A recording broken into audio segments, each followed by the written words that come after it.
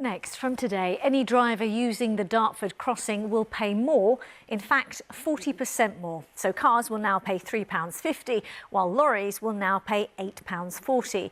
It's hoped it'll encourage fewer vehicles to use the tunnels or the bridge, easing congestion. But there has been some angry reaction. Sarah Smith has more. At Davis Turner Freight Services, they move things around the world. It's no coincidence they're based here, in the shadow of the Dartford crossing, the main link between the Channel and anywhere north of London. But now the cost of using it has gone up for the first time since 2014. We're using the toll with our fleet hundreds of times a week, so it's going to have a knock-on effect on our costs. Ultimately, that's going to lead to a knock-on effect to our consumers. We have quite a few staff that live over in Essex. We also don't want to run the risk of losing staff because it just all mounts up. From end to end, the tunnel is 1,600 yards long. The first tunnel was opened in the 60s. Demand led to another one opening 20 years later, and then a decade after that came the bridge. But traffic has continued to outgrow the crossing. The Department for Transport says putting up the tolls could manage demand and reduce congestion. And it's in Dartford where that congestion hits most.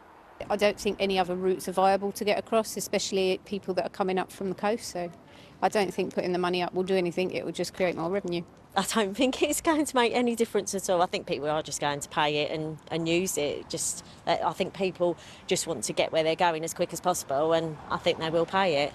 It's good that it went up because there's been too much traffic on the Dartford crossing because of the Silvertown crossing that just opened. When that happened, tolls were introduced there and for the Blackwall Tunnel too, meaning no free crossings east of the capital. But the leader of Dartford Council says putting up the price here isn't the answer.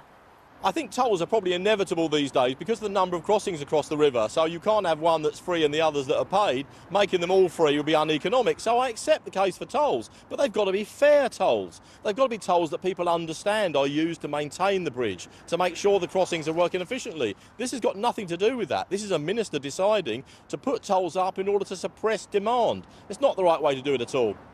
Next year, work is due to start on the Lower Thames crossing linking Kent and Essex, given the green light by the government after years of delays.